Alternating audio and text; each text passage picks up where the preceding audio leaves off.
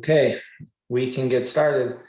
This is our fourth office hour that we've had. Every 2 weeks, we've been getting together for an hour on Friday to talk about different topics. The first three that we did focused on different alternatives that we were looking at intersections around the lower town area. Today, we can go back and look at any of those that we previously discussed. But the main focus of today was going to be on speed management and different techniques that we could use around Lower Town, and then specific locations where we thought that these techniques could be used. Beyond that, we've also did some analysis and started looking at the potential of changing more between Broadway and Pontiac Trail into a two-way street. So we can talk about that as well. Let me share my screen, or I am sharing my screen. You see the slideshow right now? Yeah. So this is the same slide that we've used before, just talking about speed management. And what we've heard is that there's high speeds have been noted on Broadway, Pontiac Trail, Division, Plymouth.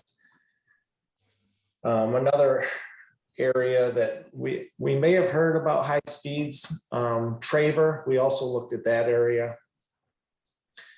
So when speeds come into play, high speeds come into play, we're worrying about not only vehicular safety, but pedestrians and bike safety. So some of the improvements that can be made to help slow down vehicles. Here's a list of a few of them. Roundabouts. Roundabouts, as vehicles come into the intersection, all vehicles must slow down. Typically with roundabouts, you're slowing down 15 to 20 miles an hour on entry. Median islands, you could put these in, say on a 5-lane road like Plymouth Road. You could put a center median island where the left turn lane is, and we'll talk more about that as we get into specific locations. Neck downs is where you also could be called bump outs, but it's where you're say at an intersection and parking along a road, what you can do is you can bump it out and it'll shorten your crossing for the pedestrian, and it also gives the vehicles driving the road a sense of a narrow road to slow down vehicles. On-street parking, when there's on-street parking, it just gives vehicles a sense of closeness, less wide open road. Speed actuated signage, similar to what you see in this picture in the upper left. Gateway treatments. These are the signs that are put out into the road, actually letting the vehicles either know that there's a pedestrian crossing there or that they need to stop for pedestrians. And then on-street bike lanes. With on-street bike lanes, we could provide buffers for these bike lanes. We could put in narrower vehicular lanes, but adding the bikes onto the road tends to slow down traffic as well. So I'm going to switch out of this, go over to some exhibits that we've created. Are you now seeing an aerial? Yes. Exhibit. Okay. Did somebody say something or have a comment?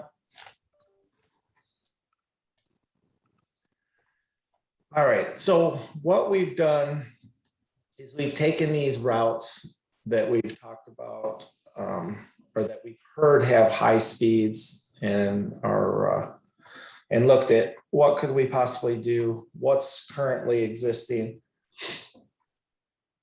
So in this case, in what you're seeing here is what's in green is existing. The box, I'll just focus in on this for a second. So speed signs are shown like this. Enhanced ped crossings like this, and then enhanced ped crossings with the gateway treatment have the G next to them. Then roundabouts and median islands also. So north is pointing to the right, and we're going to focus on looking at Pontiac Trail here. Some of the things that we've studied that will help with the speed management, we've looked at roundabouts. We've studied roundabouts at this Moore, Pontiac Trail, Longshore intersection. We've also studied a roundabout at the Barton Pontiac Trail intersection. Both the Pontiac Trail at Barton today is a signal. So when there's a green on Pontiac Trail, vehicles can fly right through that intersection. The intersection down here at Moore Longshore has a signal flasher. So you get vehicles that can fly through that intersection as well. What a roundabout would do is slow people coming in from all directions. The green here is showing the existing high emphasis ped crossing with the gateway treatments. And the red down here is showing where we're missing a crossing and where we're proposing to add a pedestrian crossing. There are some radar speed signs out here already. The green, again, represents the radar speed sign. So there's existing crossings here. The red represents where we could add another radar speed crossing. Near the school, looking to add the gateway treatment to further slow down traffic in that area.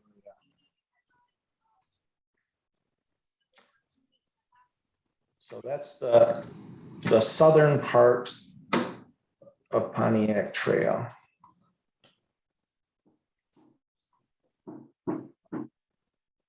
As we head further north, on the left side of your screen is, again, that's Barton. So heading north, coming out of Barton, look to add another radar speed sign. And then there's a number of proposed crossings in this area, high emphasis crossings. There's a few existing. So continue to add the high emphasis pedestrian crossings.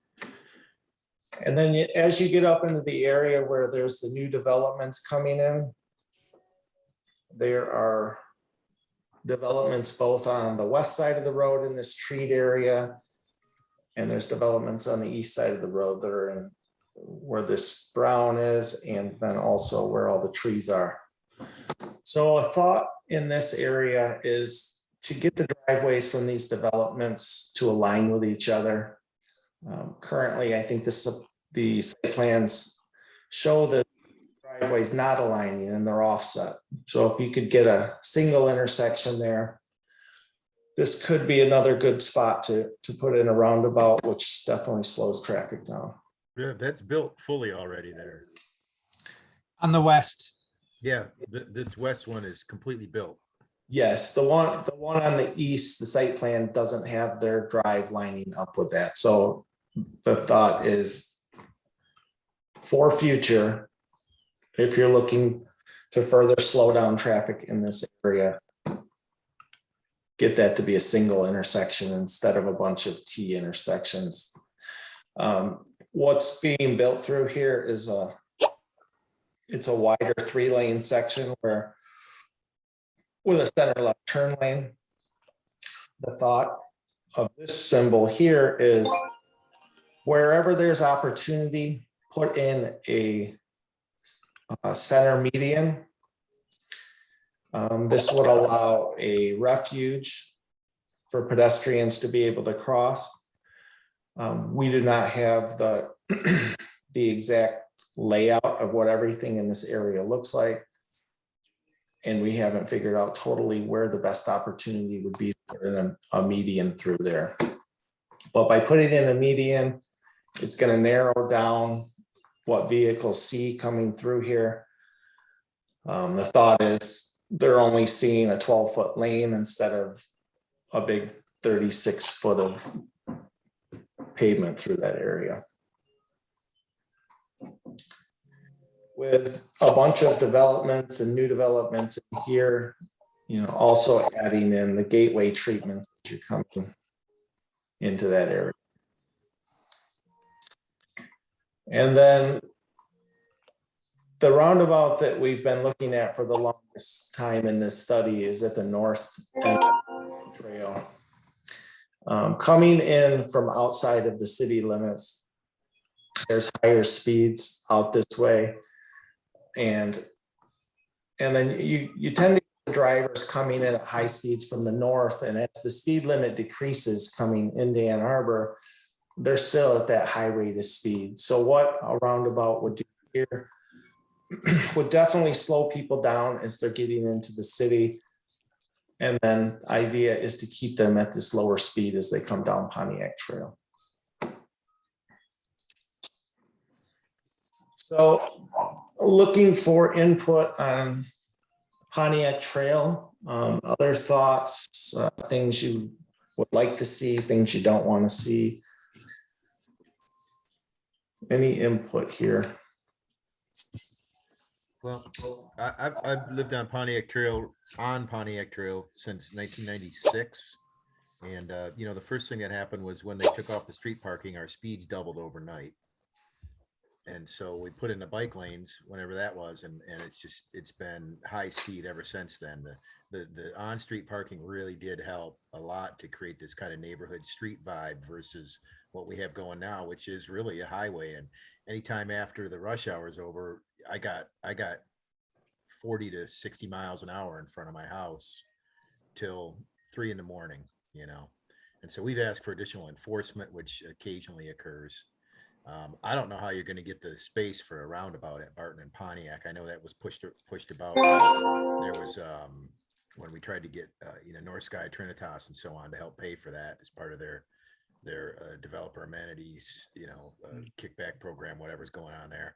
And I don't know where you're going to get the space for that on Pontiac and Barton. Like, are we going to take from, so this is an example. In the mornings, when I take my daughter to Skyline, I take the freeway to Skyline, and you got to be in a very narrow window or it's over. You can't not get to Skyline in time. And so what we see is folks trying to walk and bike to North Side, and they can barely make it through the light signals. And I don't understand how a roundabout is going to improve that pedestrian or bike experience for these kids trying to get to North Side School. And, of course, the buses are stuck in the same traffic we are. And so as city buses and school buses. So I'm just not sure how that's going to function to improve pedestrian and cycling safety in our area. A roundabout there. I don't get how pedestrians are benefit from these roundabout situations. It's a challenge for me to understand that. And aside from, what do we, eminent domain the land or something? How do we get those 4 neighbors to give up their yards? I can comment on the Pontiac at Barton. This is one that had a lot of discussion about how could you possibly fit one in there with those houses so close on those corners. So the only type of roundabout that we've looked at in that area is a mini roundabout, much smaller than like what you would see at Green, Duvarn, Nixon. That one I think is maybe 120-foot circle. This would have to get down in like the 80-90. It would show good traffic operations today. With all these new developments coming in, what we're seeing is whether it's a signal or a roundabout, out into the future, there's going to be some vehicular delays at that intersection. You know, we know in the peaks, it gets bad at that intersection already. These new developments are just going to add to that. Yeah, I mean, that's legit. I'm 6 houses south of Barton, okay? And so it's you know, at certain hours, I'm not going north. I mean, I'm looking at 3 blocks of traffic backed up in front of my house, northbound, right? And so it rarely backs up inbound, you know, southbound on Pontiac. So yeah, I mean, definitely has gotten worse, even with just North Sky going in up there. And when they put Knightsbridge Circle and all that in, which is, you know, up there in the right of your photograph, we saw an increase in traffic with each one of these coming in. They're talking about 1,200 units, some 1,200 units on the Brewer parcel there. And so that's really gonna load it up in our neighborhood. I like the roundabouts on Green and all that. I don't have a problem with those. It's actually faster sometimes for me coming from the southeast to just run through Huron Parkway, you know, the Huron Parkway Nixon roundabout and up and over the top and come back. Well, not indicating properly, but you know, to go north and then south to get to my house than it is, you know, up through Duvarn and down Pontiac Trail than it is to try and wind through the city. And so, you know, I'm putting an extra 3 mile square on, and it's much faster. It's almost like even at the posted limits, it's almost like a freeway. You know, it's like my own little micro ring. You know, I don't know how else to describe it, because southbound's always faster than northbound during rush hour. So people are doing what I'm doing, I'm sure. Traffic's getting pushed, you know. Yeah. We have spent a lot of time focusing on that Pontiac Trail at Barton intersection. And we know vehicular traffic are going to suffer in the future. So now we're starting to look at, well, how can we make the experience best for the bicyclists and the pedestrians? Where a single lane roundabout benefits the pedestrians is you're only crossing a single lane at a time. The bicyclists, you can either drive your bike through a single lane roundabout, or as you're on the approach to the intersection, it has where you can get out of the bike lane and go off onto a wider sidewalk or a pathway. That is the most problematic area that we're showing roundabout as an option, and we know that. We're thinking it's the safest option for peds and bikes, but how do you fit it in there and make everything work is still a big question. Yes, Tom. Yeah, like they're just constant, you know, like how are they ever going to go south, you know, north to south across Barton, which I see frequently when there's a constant inbound of hospital traffic in the morning. You know, they're constantly rolling through that. Are they signalized in some way? Not on a single lane roundabout. On a single lane roundabout, as the pedestrian approaches the crosswalk, the vehicles stop. So it's relying on that's the intent rules. Okay. Steve, if you want to comment on any of the roundabout stuff, you can. Tom, did you have a question or say something? Yeah, I want to talk about the intersection, but I also want to just take a brief moment for local political humor. We have living proof that there is a different Jeff Hainer and Jeff Gaynor. So at that intersection, another thing to mention. Hey, Jeff, I thought that was you. You're half on my screen. If I'm sorry for the consultants who don't know, there's constantly a confusion whether the two people are the same person. Anyhow, there is a proposal for a large development at North Territorial and Whitmore Lake Road, which would bring in significant traffic. It's 6 miles from the freeway interchange, but a lot of that traffic presumably would end up coming into Ann Arbor.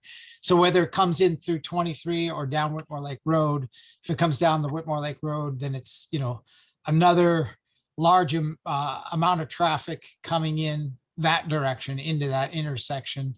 And if that development occurs, then it's likely that additional development in that area will occur. And this is in the township, so it's not in the city, but a lot of that will service people coming in to work in the city. So just adding in that other traffic element for that roundabout. And I do like the idea of a roundabout there. And I'm thinking that in the school hours, it might need some crossing guard extra attention just to make sure. But the question I have also is then buses. So the Pontiac Trail, when the Northeast Area Plan was created and it was increased, the idea of having the increased density over standard subdivisions up there was to hopefully make it so that there were more multiple units, would create enough density that would inspire additional bus service to that area, more frequent, the time between buses coming, as well as the duration in the day of buses coming and going. So will that roundabout at Barton and Pontiac, if it's a mini roundabout, still handle a lot of bus traffic? I don't know what that does, the radius for buses. I can try to talk a little bit about what we were envisioning if a roundabout, in fact, was going to go in at Pontiac Trail and Barton. As Steve had already mentioned, this is going to be a mini. So we're looking at somewhere in the vicinity of an 80-foot outer circumference diameter. It'd be single lane on all the approaches and departures. There would be right-of-way needed. We're anticipating that you'd need to get corners in each of the 4 quadrants of about 20-foot triangles on each of the corners. And that's mostly to make sure that we have continuity to the sidewalks. The roundabout itself would fit literally within the curb line, although the curbs would have to be substantially reworked.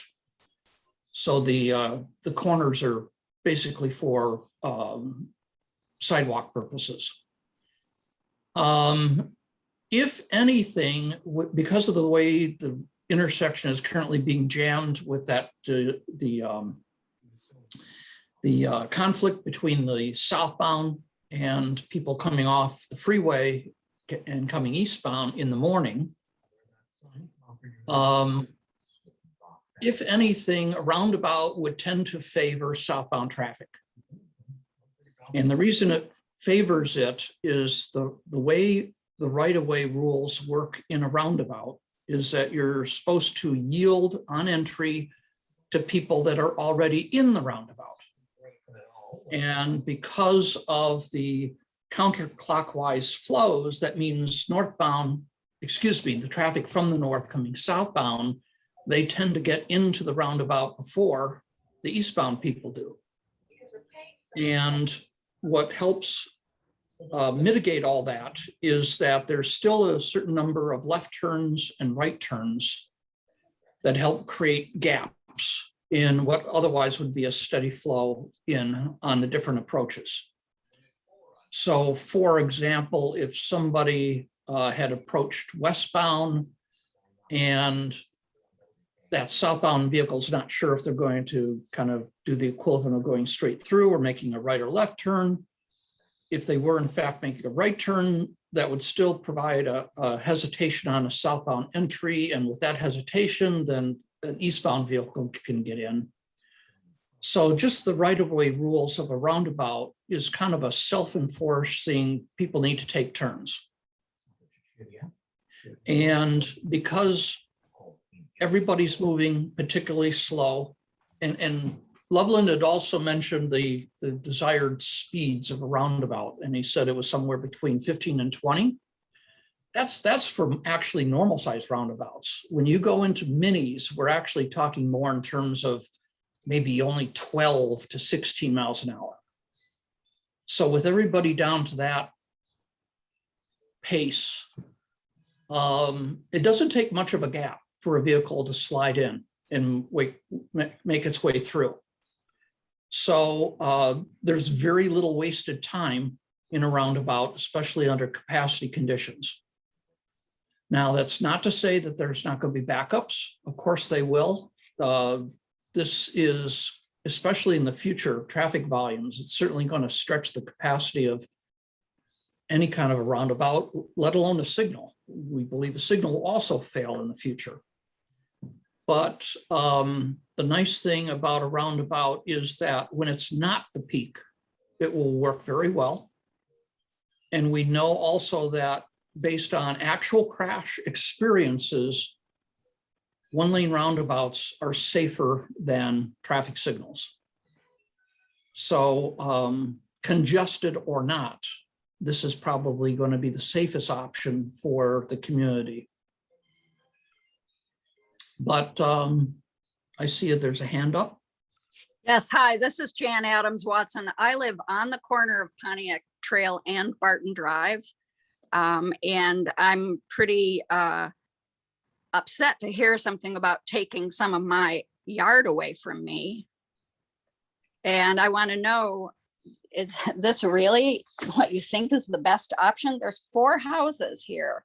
You want to have affordable housing in Ann Arbor. These are 4 affordable housing units that have families in them. And you're talking about taking away part of our yards. How does that work? What we're describing is that if, and it's a big if the city decides that they want to exercise this as an option, a 80-foot diameter roundabout is about the largest that could even be envisioned going in there. And it would still require 20-foot triangles off of all 4 corners for sidewalk. Yeah, I'm looking at my front yard right now and seeing what 20 feet off of it. That's a pretty big part of my front yard. Not 20 foot across the entirety of the yard. No, I know a corner, but I'm thinking, 20 feet along each of the 2 sidewalks or 20 feet at the from the corner itself. I mean, Well, it's going to take out a bunch of trees. It's the other. Jan is the southeast corner. Your cursor's over her house right now. Okay. Yeah. Yeah. So you're saying it's a triangle with 2 legs, 20 foot, and a hypotenuse. Is Yeah, kitty and corners her yard. exactly. Okay. I'm not even allowed to put a fence out that far in my yard. And you're talking about taking that much of my yard away from me. I'm trying to picture how I'm ever going to make my left in the mornings with that inbound traffic, and I'm yielding to that traffic, right? And I take a left on Barton to get to the freeway to get to Skyline, and I'm thinking, and I know others do. I'm thinking, I'm trying to how am I figure ever out gonna how I'm flow never going to through there, back you out of know? my drive. Yeah, same with that. Like, what does this do to the various driveways? And I guess the other question I know people have, because everybody always asks me about speed bumps, which we can't have on Pontiac Trail. And it's just as well, because my understanding in the neighborhoods is what you get is slow down and then acceleration noise, slow down and then acceleration noise. So is that going to happen at a roundabout where people are slowing down and then they roll out 2 houses in front of mine and they gun it? That's typical behavior, I think. Oh, yeah, thanks for the comments. This is not determined. We're getting feedbacks, and there are other considerations as we have been talking to the consultants about alternatives. I'll circle back to that. So Ken has been waiting in queue to give some comments. So go ahead, please. Thank you. An important point about that roundabout is while they would be taking room at the corners, there is an opportunity to give land back past those corners. Right now, we've got a turn lane on north and southbound Pontiac Trail. It won't need to be there anymore. That's land that currently has to be taken away from those properties that farther back from the intersection itself could be given back. It's not like a roundabout is all taking and no returning on that. So what we need to do is see an actual model of what that would look like. And I think people would be a little surprised that there's actually some more tree lawn put back. You don't have those turn lanes. So it's not quite as bad as it sounds.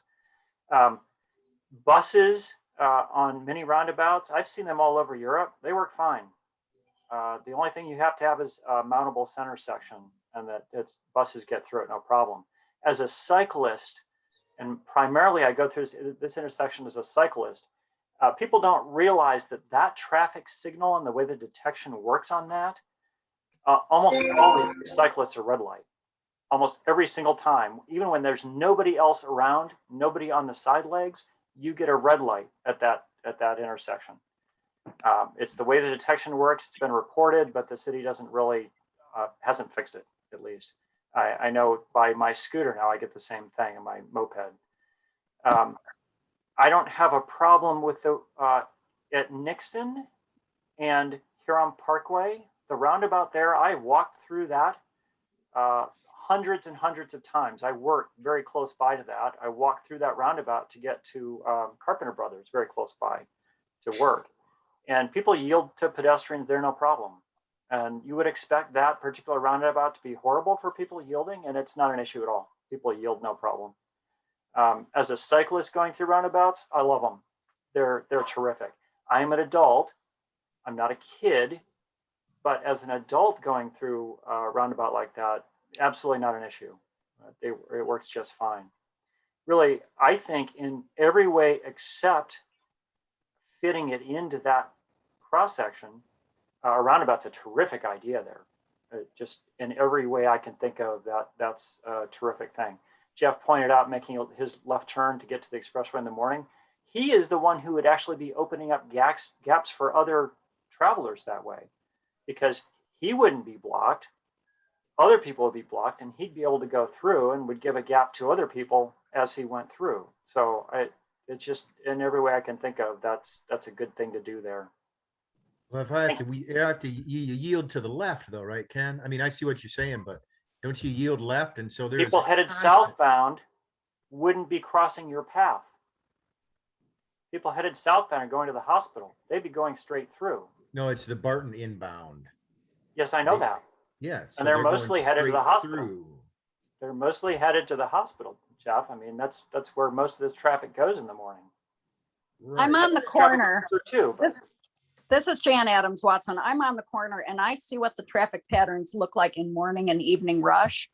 And there is a significant number of cars that go through either from Pontiac Trail turning onto Barton Drive going east, or already on Barton Drive coming from the freeway. And they stay on Barton Drive, they drive around past the school, they go to NCRC, which is the old Pfizer place on Plymouth Road. There's a lot of traffic that does not just go up and down Pontiac Trail. There's a lot of Barton Drive traffic as well. if you look at their traffic flows in the morning, most of it's coming from north of, heading to the south. Those are going straight through. Yes, some of the ones coming from Barton going east, yes, they're going straight, but they're the ones blocked by the people coming southbound if they put a roundabout in. Well, with a traffic light, they at least get a chance to go through, and I at least get a chance to back out of my drive. Oh, thank you for all the comments. There are some other considerations we have had around the process. I guess one of them is the sheer distance from the four homes to the roundabout. To our knowledge, we haven't seen any locations where the distance is this close from all four corners to a roundabout. We have seen some compact urban or mini roundabouts, but the distance from the nearby buildings to the intersection, we are having a hard time finding any examples of that. So that's one consideration. And the other point Ken mentioned is being a compact urban, part of the center of the roundabout would be traversable. But at the same time, we're trying to realize the speed reduction benefit from building if this is becoming a roundabout. To really have the speed reduction effect, I don't think it's safe to have the entire center to be traversable. So at a minimum, a portion of the center circle needs to be a vertical obstruction so that vehicles are not just directly driving straight across the intersection.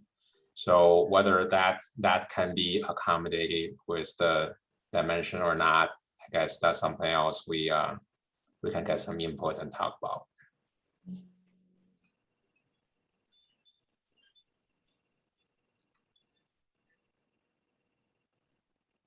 Steve, you're muted. Ken, go ahead. The other roundabouts, we're fixating on this one. Duvarin and Pontiac, I think is a fabulous idea. I just don't see I can't imagine why we wouldn't do that one. If we can get the one that drives aligned farther south for the new developments that will be going in there, I think that would be terrific too. Every roundabout we can put in is going to slow people down some, and we really desperately need something to slow people down some. I'm a little curious about the same fit issue for the roundabout they're being discussed down by Longshore, Argo, down by the tracks. Yeah, same consideration there, I would think. I, again, usually go through by bike. The problem I can think of there, although, again, I've seen it many, many times in Europe, is that it's a limited amount of room to put something like that in, but the real advantage is that you've got so many weird legs going through there, and somehow roundabouts work great for funky intersections like that. We have lots of pictures from trips to France where they've got, 6 different roads coming off at funny angles from roundabouts, and it works great. So I don't know what, again, how much room there is to do that, but that's I think a terrific place to put one too. But I would put roundabouts in half the intersections in Ann Arbor myself. So they do a terrific job of managing the traffic flows and slowing people down. Yeah, Ken, it seems like the closer it is to already being kind of a circle, the better they work, right? There's more stuff coming into them, and well, the more complicated. I mean, they work terrifically in really complicated intersections. Yeah. I've always wondered why we don't have one just down off your screen there. Why this isn't a roundabout right there? Yep. Right. Yeah. Kind of. I know there's a lot of lanes of traffic there, but I think somebody suggested that maybe. I know we're spending a lot of time on a trail at Barton, but we do have other areas around Lower Town, and we're only supposed to go till 1. So, and I can hop through the other ones pretty quickly. And I have a quick question before you. go ahead. I forget which one of you, I'm sorry, my children are playing video games. I have a quick question about, one of you mentioned that this would be the safest option for pedestrians and bicyclists for crossing both Pontiac Trail and Barton. Is there a study that you can link to or somewhere that we can read that ourselves? I walk with my children to school down Pontiac Trail over a mile, and we're probably the farthest out that we walk, but it's really crowded in the morning, and if one of those kids happens to get pushed by their brother or their sister, it's game over. And what's that really going to look like? Obviously, at a lower speed, it'll be better, but so I'd like to see the data myself. Thank you. We can identify some studies that have been done nationally, and also some that have been done in Michigan. And we'll provide those links to the city to add into their webpage.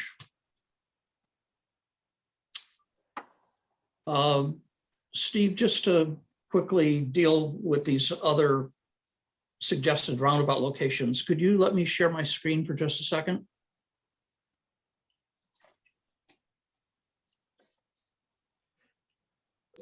You should be able to now. Okay. This is what we're envisioning for the moment for Moore, Pontiac Trail, and Longshore. There's some space in that triangle between the intersection and the railroad tracks. So we'd be kind of shifting everything a little bit to the north and west. This is consistent with how it is today, where Moore and the stretch of Pontiac down to Swift are one-ways. But we're working on a variant of this where, first of all, Moore might become a two-way road. And then we also, I'm not going to put it up on my screen, but we also have a variant for Broadway at Maiden Lane at Moore at Plymouth Road, where that is also a roundabout. And again, there's an exhibit that was created that respects the fact that Moore is today one way, but again, we have another variant that would have more handling two-way traffic. The main difference with that location, though, is because the volumes, Broadway and Plymouth would represent 2 lanes in each direction, entering and leaving. Maiden and Moore would be just 1 lane. So it'd be a composite. It's not a pure multi-lane. It's not a pure 1 lane. So anyway, I just wanted to share that before we move on to some of these other locations that have suggestions for speed management.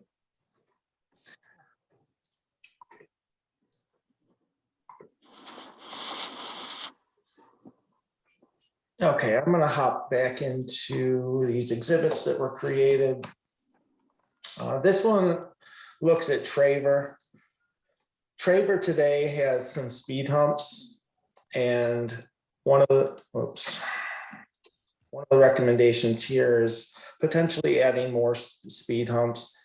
This is a pretty straight road except for the one bend here, and you can get pretty high speeds without having to stop along there. So potential to add more speed humps there. The green are the existing. There's a enhanced crossing up by John A. Woods. And one of the things that we've been talking about a few different times through these office hours is about over by the school. There's no sidewalk along the north or south side of Trevor.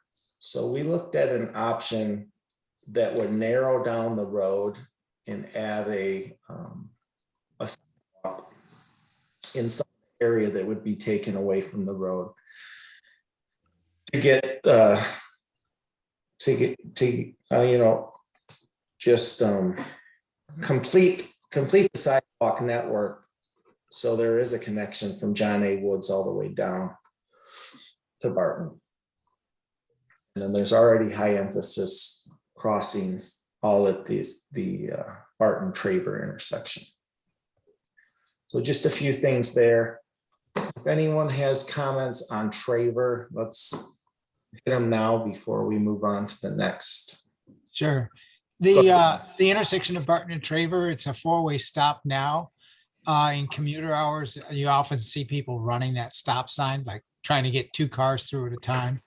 But it's also, obviously a concern during school hours. And also right at the intersection there on the north,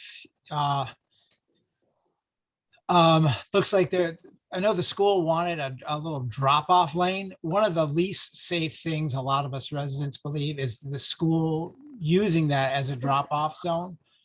So it looks like that coming Right from here. right there. Yeah, I would recommend or ask to look at not having any kind of drop-off, vehicular drop-off section there, because that's where people park, get out of their cars.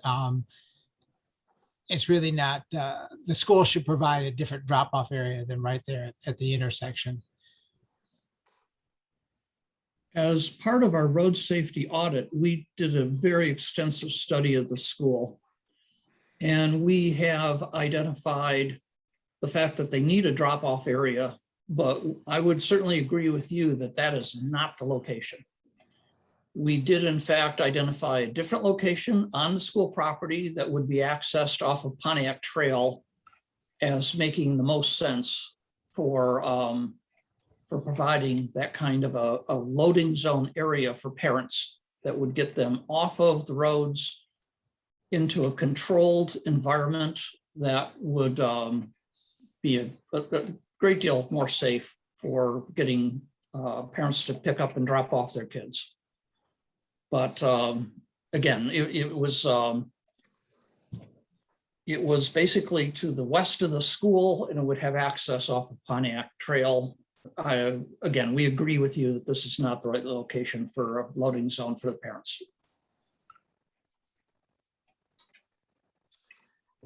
For that particular intersection, we have heard a suggestion of adding bump out on the Trevor leg of the intersection to reduce the crossing distance. I think that conversation was maybe during the last office hour. Just a reminder, I guess, if anyone has any comment on that particular suggestion. And after that, I see that Anne has her hand raised. Yes, hi. I'm sorry I haven't attended more of these meetings. They look really interesting. And I wanted to ask about this stretch of Trevor. Have those the residents along that stretch of Trevor, are they aware of this new plan to narrow the road and add a sidewalk in the road? Are they all aware of it? Or is that preliminary or something still? To my understanding, it's this is the discussion started in this study, and from talking to other staff, sounds like there has been other very preliminary discussions happened in the past about providing sidewalk on both sides of the street. That for sure is very challenging. It's more challenging than providing sidewalk on one side of the street. So that's where we're at. We're at the very early stage of the discussion. We're collecting feedback. Okay, well, I just wanted to say they can very much get on board. They just want to be in the preliminary design stages. So that was one thing we learned with the previous episode on that stretch of proposed sidewalk, is to be sure and include Susan Wright and Scott Newell and all of those folks along there. And the last thing I wanted to say was right around the corner on John Woods. I see that's not on your sidewalk proposal, but I just wanted to remind people that there's a bunch of heritage landmark trees along there. So it's flinging down a sidewalk on the John Woods Drive. Don't forget that what's really standing there on the ground are some very nice trees. And as we look at sustainability, there's some motivation to record the carbon sequestration of those trees and offset that with the concrete of the sidewalk, and look at that that way, maybe with the help of Missy Stoltz's area and Tiffany Jakubowski from Forestry, if you ever get around to the John Woods. So that's just mentioning that to remind people about that one, since that's right in that vicinity. But thank you. Thank you. So I see you hovering around the intersection of Johnny Woods and Trevor. Is there a comment from the consultants on that? No, this was just the area, the east of here is where we were talking about narrowing the road and trying to get a sidewalk in without, cutting into this embankment that's here. So that was what we showed in the plan.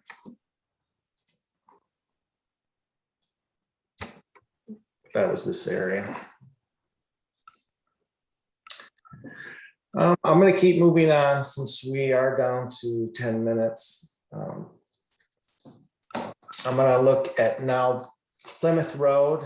We have Barton off to the east side of this exhibit, and then it goes all the way down to Moore. Someone brought up earlier, potentially a roundabout at the Maiden, Plymouth, Broadway, Moore Street intersection. We have studied signal. We have studied a signal here. We have studied a roundabout here. In this instance, it would have to be a multi-lane roundabout. There's an existing high emphasis crossing here. Looking to add speed radar signs as you're heading east through this stretch. This stretch of road, there's plans out. I don't think it's in yet, Luke, but it's going to add. It in? has active construction right now. Okay, what is happening through this stretch of road? It's going down to narrower lanes, and they're adding a westbound on-street bike lane.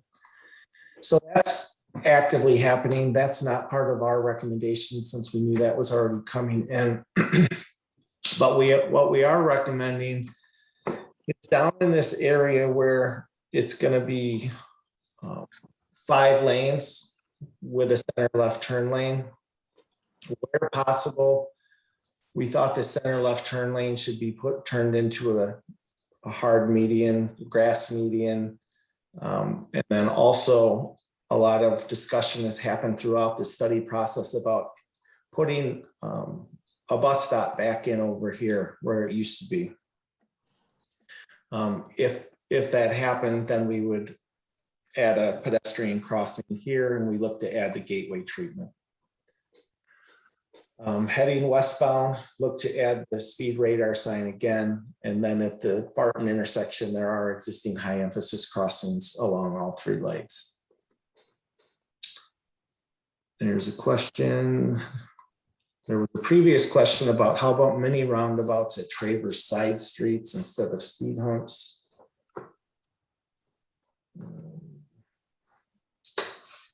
And then, is there any plan for a driver education program to teach people how to use all these roundabouts? I've seen some special driving in and around that. Luke, do you know what the city has done about previous roundabouts that have went in and training of the public? Not to my knowledge. I think there are a variety of similar facilities that could confuse users between traffic circle and a roundabout. We have some installations where vehicles are allowed to make a direct left turn as a traffic calming device. And that's different from a roundabout where vehicles are supposed to go around it. So yeah, Steve Deering is saying there's many videos available on YouTube and describe how to safely negotiate roundabouts. I know when we worked on the Nixon Green Dubarn roundabout, we did have many public meetings. We sat down with the public and walked through how to navigate roundabouts, how a pedestrian would navigate roundabouts. We sat down with an aerial, and we had cars and figurines and showed people how to do it. We also, I believe on that project, had a public campaign where things were sent out to the public, pamphlets, videos through email that showed some of these videos that Steve's describing. Did anyone have any comments on this stretch of Plymouth Road before I move on? Yeah, real quick, I'll make it brief. The radar signs, I find those very effective just to remind the people who are going a little faster than they realize. I don't know what the relative cost of those are. So I'm for them if they're not that expensive. Absolutely. If they are expensive, then, you know, there's always budget decisions, but I'm curious about what the relative cost of those are. I do not know what the ones the city has installed already on Pontiac Trail cost. I don't have numbers to provide. That's something we can follow up. The ones on Pontiac Trail, that's one version, and there are some of these newer and more consistent versions. $5,000, Councilmember Hayner. I was trying to signal that. I heard we were couple years back, we were considering buying our own in this stretch, and it was about 4,500. Thank you. Yeah, and further up, Plymouth Road by Islamic Academy. Those are the new type of speed signs we are using nowadays.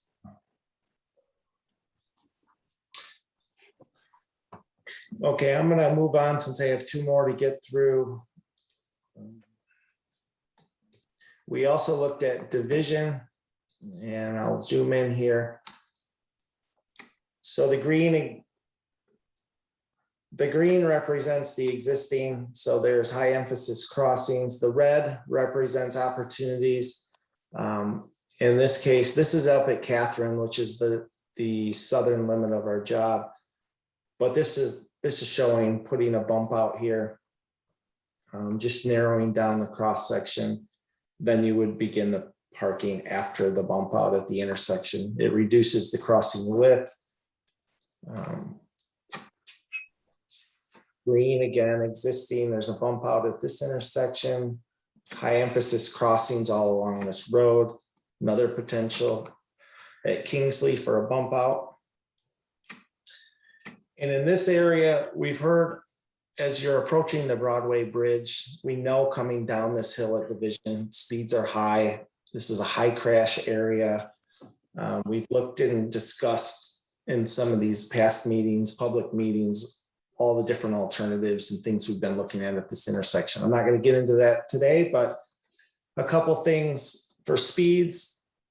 Put the speed radar sign on this downhill. So as they're approaching the bridge, as they're approaching this curve, as they're approaching these ped crossings in this area, get the speeds down as much as possible. Potential bump out here at Detroit. We were looking in previous options, we discussed getting rid of that left turn there. The movement's low enough that you could make that move out of the through lane. And the next one just carries on to the bridge. So high emphasis crossings, there's gateway treatment already here as you're coming off of the bridge. And then look at the westbound, adding the speed radar as you're going across the bridge. And then a potential bump out near the Swift intersection.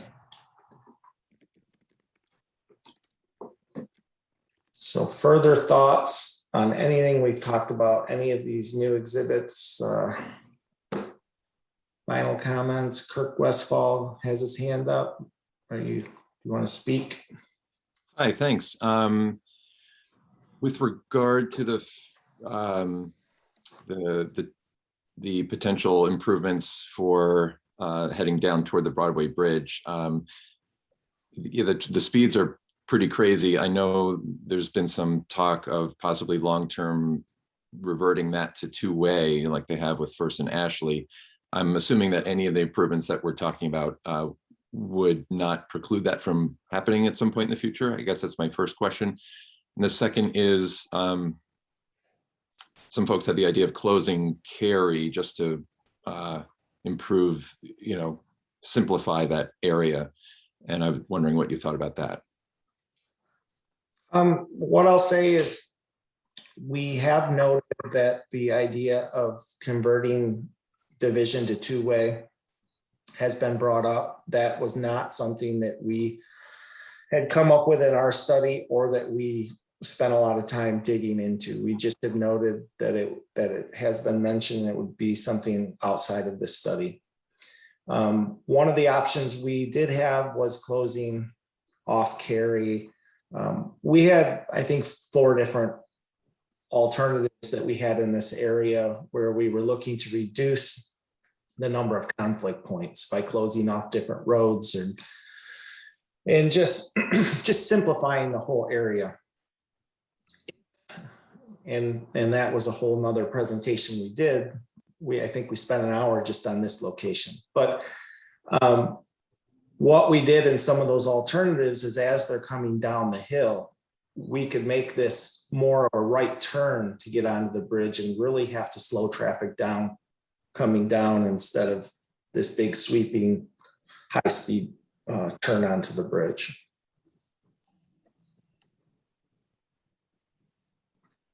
Hopefully that answers your questions.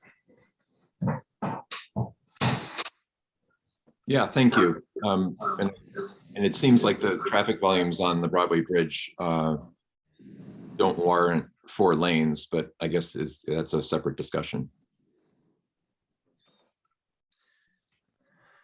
I think well, Councilmember Hayner still has his hand up.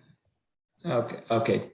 What we see in the peak periods is that I think you do need 2 lanes through there. When they did I forget what it's called, where they necked it down to 1 lane in each direction, Luke, but I think. Healthy Street. Healthy Streets, yes. I think that was when COVID had traffic volumes down a little bit. Jeff Hayner.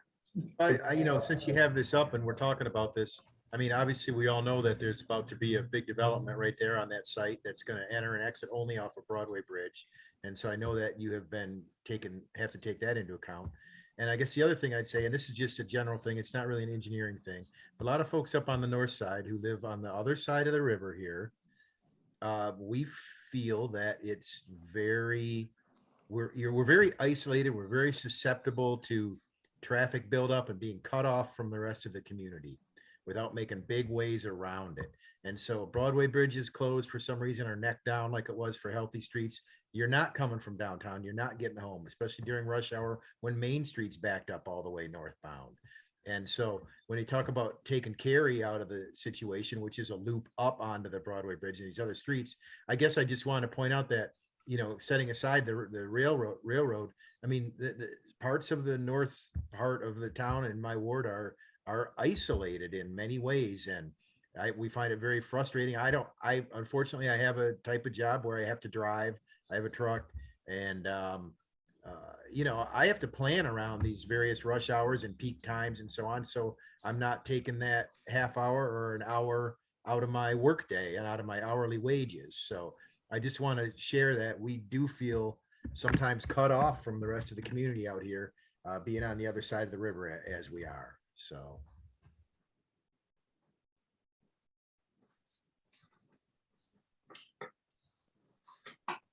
Okay, we are past our time. Is there any other final comments before we shut down for today?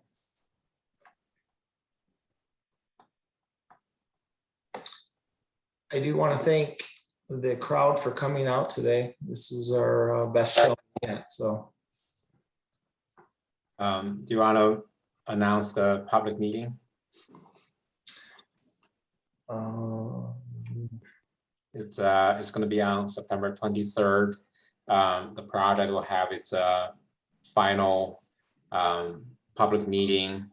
It's going to run start from 6 o'clock in the evening and go to 8 o'clock. The Zoom link is posted on the project website. It's a2gov.org/lowertown. Thank you for sharing that, Luke. Okay, thanks again, everyone, for coming. Thank you. Thank you much. Thank you. Have a good weekend.